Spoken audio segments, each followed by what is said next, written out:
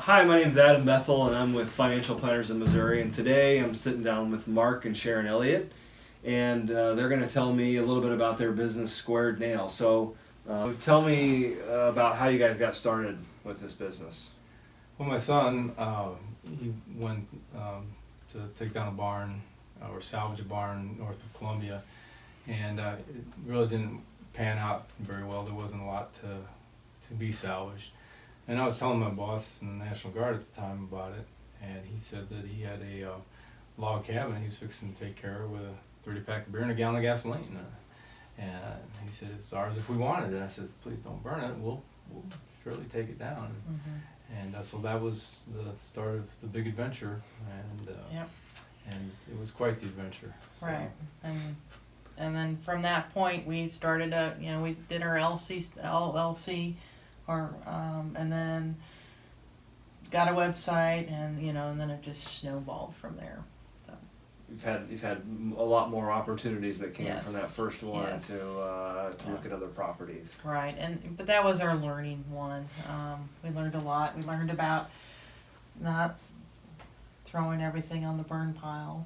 everything has value. Everything has value. Everybody's a potential customer. Mm-hmm. Treat everybody right. Talk to them. Hear the story. It can be so rewarding down the road. It's not about right now. It's about the past, the future. Mm-hmm. Now is gone in an instant, but those are the things that continue. And we've learned that every property is different, and every customer is different, and they have different things that they need, and we're always willing to work with them. So. All the pieces and parts. You say you took out a pocket door, but I haven't taken out a pocket door that was like any other pocket door I've done. It was something is always different, and so it's always awesome. What did you do before this? I was an art teacher for 28 years, and I taught every grade from kindergarten through high school. And one of the things I did every summer was teach a class called Junkyard Art. And so I've been reusing and remaking things forever. So it seems to fit really well with what we do. Okay. And Mark, how about you? I took an old house down after the '86 flood in Herman, Missouri, and it was an old farmhouse out in the bottoms. And so it was a long time between then and now, but never lost the bug. So it's very rewarding seeing.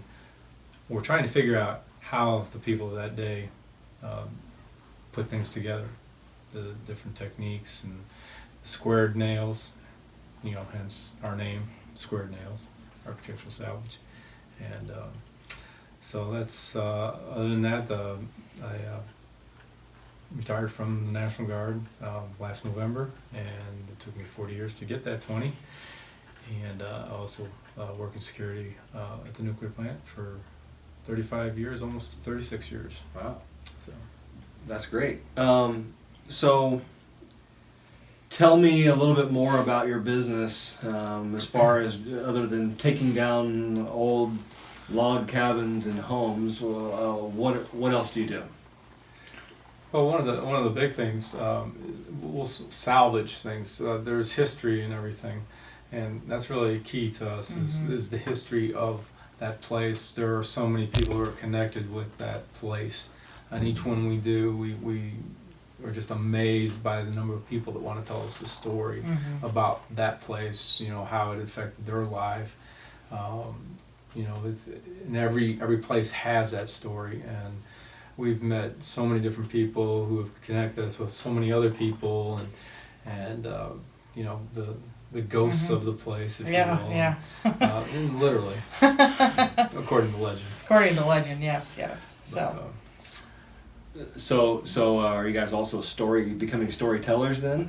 We are, because I will spend time researching the history of every place that we tear down, and and then so I'm starting to retell those stories, on Facebook and stuff, and because that gives more meaning to everything we take down. And then the other thing I always do is make something for somebody from that property, those owners, whatever it is. I will make them something that will remind them of that property.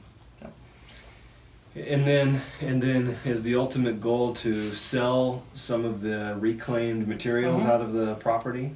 Yeah, you can't go to any lumber yard to get this kind of wood. This wood is, older than all of us put together, and just the size of the wood, the width, the thickness, you just don't see that patina. today. And the patina, Mhm. you always got to have patina because that's what makes it special. But when you talk about that, we talk about the thing, our first log cabin.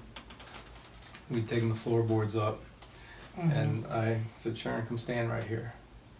And stepped down onto the earth, and I said, you're standing where nobody has stood for Pretty cool. 175 years. Yeah. They may have crawled there, but they didn't stand there. Mhm. So that's a very rewarding feeling. The wood, the craftsmanship, the dovetail notch in these log cabins is just, I had no appreciation for how strong that dovetail notch was. It's incredible, and the amount of labor Mhm. that was involved, just boggles the mind because you wouldn't see that today. And it's You know, not it's just the log cabins. We go in and take houses down, and it's like the stairwell and the walnut stairwell that somebody turned, because it's a solid piece of walnut, but they turned it and they made it on site. Or all the doors are all just a slightly little different because they were made on site. And so, yeah, it's all that craftsmanship and how they do it. So how long does a typical project take for you guys to take Well, down? It varies so much. Right. We just got done with we're almost done. For all intents and purposes, we are done. It's a double pen log barn. And you wouldn't know it from outside because it had clapboard on the north and south side, and on the east and west side was board and batten. But you wouldn't know until you went in the barn. And so these logs were 18 and 20 footers, and then the tie logs were 60 and 20s, running the entire length. It was just incredible. I'm sure you go to the East Coast and there are bigger and more impressive, but some of the logs were 19, 20 inches tall, Yeah. 8 inches thick. Yeah. Massive. You just throw it up on your shoulder and walk away with it. Yeah. That's some serious. And every property is just really different. I think we're getting quicker. We're getting better at it. We now have machinery, or we rent machinery, so that makes it a lot easier to do. But understanding Yeah. how Right. it went together, and we got to reverse engineer it, as it were. You had to fit. We took a barn down. It was a 30 by 60 mortise and tenon, post and beam, and it was pegged. And it was Mhm. absolutely mind-boggling how they did that. Over 100 years ago. With no cranes, no nothing. So- A barn raising. I'm sure. Yeah. There was nobody there that had family history on that one, but it's a puzzle. You had to figure it out because I say Yeah, we have almost all the of them. Yeah, pegs. yeah. Some are not intact, but because they broke. But it was very interesting. 'Cause you had your center column going here, and then you had your walls. Your exterior walls come up, but they had beams that had to hook into, and this little joint and pegged, and it took some time just to think that through. And then it also depends on what's in the barn or the structure, or if it's full of junk, that takes a while to get all that out. And we've spent a week getting hay out of the top of a barn before, and it's the hay that was in there in It was- 1913 when it was built still. It was the straight cut. Yeah, it it was wasn't really bales. long. It was like super long. So kind of just really depends. So I know there are some TV shows now Mhm. that make reclaimed materials popular. Mhm. What kind of people are looking for the kinds of things that you guys are taking out of these 100 or more year old properties? I think it's stuff to read. They have a passion, or they have an appreciation for things of the past, and so they want to incorporate that in their structure. So it's those kind of people. You know, I think you can't really categorize it because for me, my particular situation, you know, it goes back to my grandparents and their barn and all the playtime we had in that barn, and you know, that was something that kind of started pushing us that way because we had reclaimed the old water tower, which was made of cypress wood, and I have pictures of my grandpa and me standing on it when I was 2. So I obviously don't really remember that, but I do have that, and it is incorporated into our down our basement in the bar. So and that was before we even really thought about doing any of this, you know, But a lot stuff. of times So people just want to connect. They Right. want to connect with something in the older, past. and the value in that is you just can't. It's just like that wood that the beadboard. You can't say there's, you know, oh, that's no good. Everything has a value to somebody, and you know, somebody comes in and think, oh wow, I really like it. And you know, we're just fixing to chuck it, you know. Right, and then sometimes, like, we sold our first door. We had the salvage rights to the old California Latham Hospital, and this couple stopped by one day, and he was born there, so we ended up giving him some room numbers and some stuff like call button signs, and then he ended up, that was the first thing that we sold from that property, was a door And we weren't from done. there. Right. We weren't done. We weren't even done, and so that's, you know, so that was, he had a connection with that, and we've actually had several people come in that was like, oh, I was born there or I went there, and they have came and bought stuff from us. So it's kind of, you know, it's everything's all connected, you know, somehow. So And people come out and talk to you. My Right. best friend, as a matter of fact, was in an auto wreck back in the '60s, and he could tell us exactly where he was at, what room it was, because he remembered looking out and seeing the fire escape out there. And so I made the him a art teacher sign. made him a little sign with him standing there, and you know, it's got the call button and the room number, and and on a piece of wood that came out of the pantry in the basement. It of says the house. vanilla on it. So, you know, it's one of those, you just don't know. I mean, but people want to come up and talk to us. You know, they want to tell us about, oh, I remember we used to live right over there, and we'd hear the sirens, and we all go on the back porch to see who they were offloading and putting in the hospital. And, you know, so it was a big deal. They just want to come and talk to you. They Right. just want to share their story. So, I would imagine, at least in mid-Missouri, that your business is fairly unique. I'm guessing there probably aren't very many other people that are doing this, and there probably are across the country, but maybe not in this There area. are across the country, but Somebody in Springfield. we had a guy tell us that he just Googled people who take down barns in mid-Missouri or something to that Right. effect, and our name popped up first. So I guess people have been looking and finding us, or I'm not exactly sure. You know, it's Well, kind of when you amazing. tag it in Google, when you're setting up your Google, you'll tag, you know, reclaim lumber, you know, all these things, and so he typed in obviously the right thing, and boom. So what kind of people though are looking for you to buy things? people remodeling Yeah, houses. you new know, construction. We had a lady the last week that she wants to build a log cabin guest house. So she found us, I think she found us through Facebook that time. And so she's coming out and she's looking at the logs. And so she wants to build a whole new structure. So it's people that, some people just want to put a wall up, you know, behind their house. We have a carpenter that works with us, and he makes tables. And so, we have a Yeah. deal that you Yeah. know he'll pay us when he gets paid, mhm. and it's, you know, we've known each other for over 35 years as well, and so we've got you know, a unique bond there. So Why would someone who is looking for reclaimed materials to use in their house, why would they want to find you guys and in particular buy from you? Well, I think because we're we're very competitive.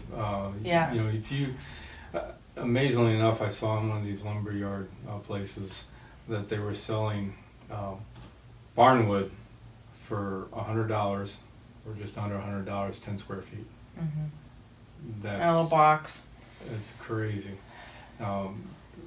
The kind of wood that you can get from us, Right. you can get 12, 15, 16-inch wide boards, And way longer, and it's and have a lot of character. It's mhm. the barnwood that I saw there was like didn't really have the patina. You can make stuff look that way, but you can't make it old. Mm-mm. You can make There's it, just nothing like it. So yeah, I think to kind of wrap, I think we're competitive in our prices, mhm. and I don't, people have brought wood back and said, okay, this is not working for me, or this piece is just too long, and I'll just trade it out for another piece, So we have a lot of repeat kind of people that come back because We treat them right. we treat them right, and the price is a good price, and then we know about the history, and so that they kind of get a buy into it because I'll tell them about it. This is what happened in this property that that's your wall. So So it seems kind of like maybe people who are really interested are also really interested in the story behind what they're getting. Right, Absolutely. right. It's Yeah. not just a piece of wood. Then Mhm. it's got character. Mhm. And the story lives on. Right. With them and on down the line. Even like John, our carpenter, made all these tables for a wedding venue that's going to be opening up, and when he was making those 23 tables, I could look at them and go, that piece of wood came from this barn, that piece of wood came from that log cabin because it's got this little bit of tar on it. This piece of wood came from this barn, and so even though he was grabbing things from all of our inventory. I could look at it and go, okay, this is from here, this is from here, this is from here, and I can tell that people that bought that this is from this property, and so they buy into it more. Does that make sense? Are there any role models that you guys have in business? Absolutely. that you kind I of mean, look there- up to? I mean, there's Barn- two barnwood builders, and then also salvage dogs. And I think for the barnwood builders, I think it's because they have a real respect for the things that they're taking down, and they have a respect for the people. These people are, giving them, or not giving them, but allowing them to take their property down that had a lot of family history, and then they take such good care with it, and then they are experts at rebuilding it, which we're not. Yet. We're working on We're it. working on it. And then salvage dogs. And I think the reason why we like salvage dogs is because they're really good at repurposing things in unique ways. So And they go in and they Mhm. take things apart. They're not necessarily looking to do a whole log cabin or whatever. They're doing the other part that we do also, and that's go into a house or a structure and remove different parts of the building that then get repurposed, or they may be used exactly what they were used in that manner. So it's just fun watching it. They all have a good time. And they even show that it's not necessarily all that clean, and it's it's a little Dirt? a little more real. yeah. It just isn't poof. It's there. Mhm. Look how clean I am. Because it's hard, sweaty, dirty work. It is Yeah. absolutely.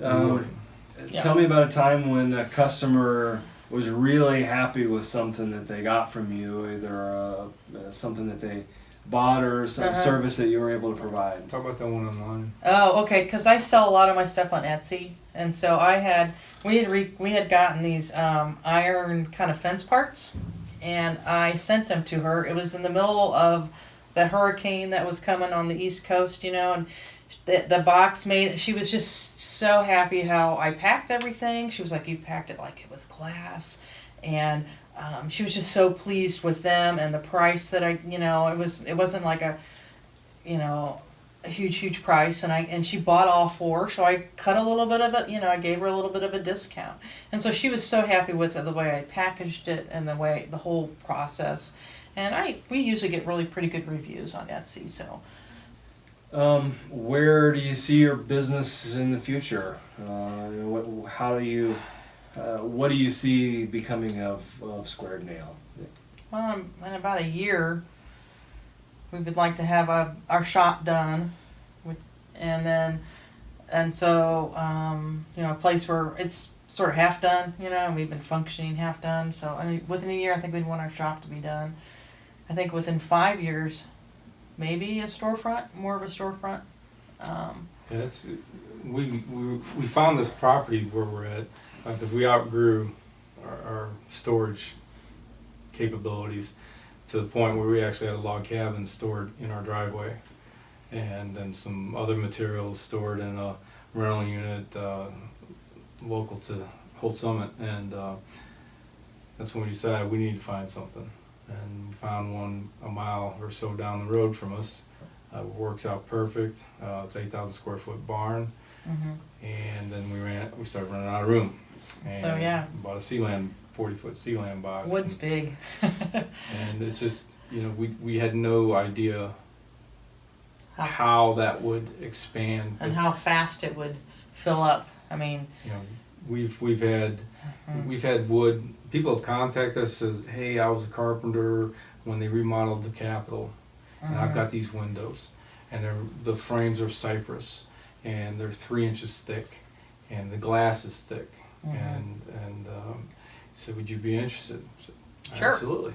so We're always interested to go look at stuff, and I don't think we've ever said no to going to look, and if nothing else, it expands our knowledge base on what is out there and available, and so we bought those and sold those pretty quick. So they all went to all of them to one all person. in one person. Yeah. At a So- wedding venue north of Kansas City. Yeah. So What kind of reach have you had with people finding you and wanting to order your stuff? Coast to coast. coast to coast, really. With Etsy, coast to coast. A lot of local people. So I do Craigslist local.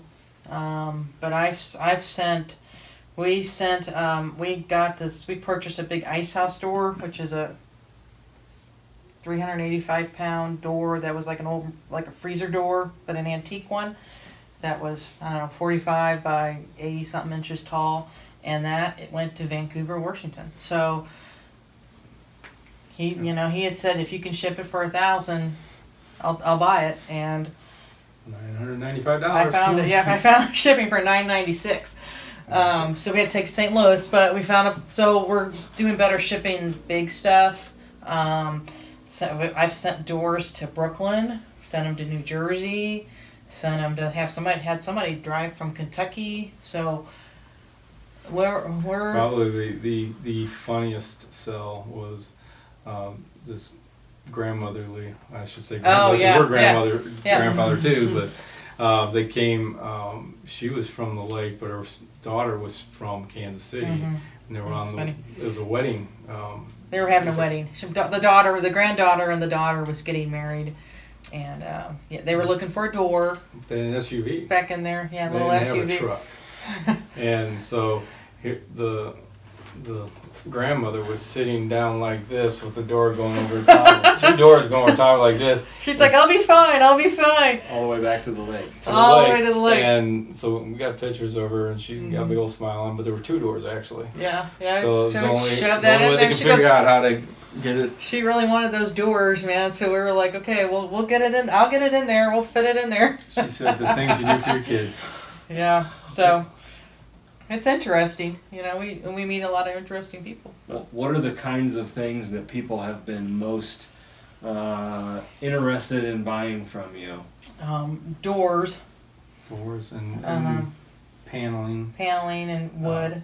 and Basically, some- your barn siding, barn putting siding, it up yeah. for an accent wall. Right. That's been the big sellers. Right. We start working on the Logs. repurposing. One of the things we're going to work on is the hay trolleys that would be up on the top of the hay barn or the barn, and it would help bring the hay up. We've gotten every barn's had a different brand, different style, but making lights out of them.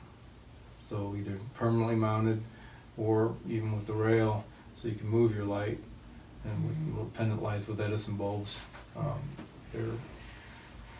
We've seen that they're kind of popular out there with people who are looking for unique stuff. So On the flip side of that, what are some things that you guys think are really cool that you get, but people don't know about it, or that you think they would like if they knew more about? Windows. I think I'm a rusty gold kind of guy. Oh, yeah. If it's rusty, it's Yeah. gold. And we have been fortunate. So we have found an ADS, and that's ADZ. That's a hewing tool. Watched a couple of YouTube videos on how to use it. Barnwood builders have used it, and also in the one barn, a broad axe, a hewing axe. Yeah, my axe. Yeah, I found And that. it's got a blade about 10-12 inches, and it's flat on one side and curved down on the other, so you just got to swing it in one direction.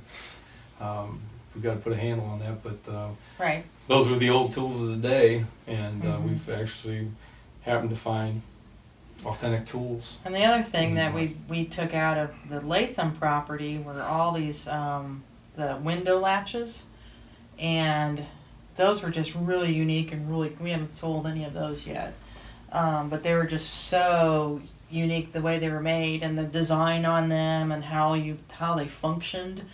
Your normal latches, yeah. they just swing left to right. This actually has a pull knob that's spring loaded, and it goes off at a 45-degree angle. And when I cleaned it up, it was a brass and just a pot metal. But I've never seen anything like it. And searching for it online, I've only found one other distributor that uses that, or is selling that. And then the poles for the window. You lift the window up. Oh yeah. It's got a belt buckle. It's a belt buckle on it. And I've I never can't- seen those. I've and I never can't found find them it. anywhere. Can't find it We've online. looked everywhere online, could not find them. So even yeah. the warehouses that make these authentic. the but new. reproduction ones, yeah. So Seen some that are close, but nothing Yeah. like this. and then that was just kind of a neat surprise because they were just so covered in paint, and I was like, whoa, there's a belt buckle on here. Yeah. So pretty cool. So do you guys have anybody else that works with you, any employees or anybody that helps? We do. We've got a friend, long time friend. I used to help him. He's a carpenter, and years ago was always helping him, and so he's my age, a couple years older, and he has the skills of a carpenter to be able to build things, and he's building tables right now has been the first focus, and he's had quite a bit of people Success. contacting him and success, and then my son also helps when he can, which he's a much better equipment operator than I am, so I time can being run money. equipment. No, I'm just. She can run equipment. I had my first experience this last time with the skid steer, moving stone. Yeah, I did pretty good. yeah. Yeah, it's kind of fun. I gave her plenty of room. So she's But if I had to get in there and do something and move something, I think I could. So, no. Guys, I would really like to thank you for spending some time talking with me about your business. Like the passion and excitement level about what you do, is evident immediately to me, and hopefully it will be to everybody that gets a chance to watch this. It's that you're really enjoying what you're doing and passing on some legacies that otherwise, may have been gone. So thank you again for spending the time with me, and I appreciate getting to learn more about your business. thanks for the opportunity to share it with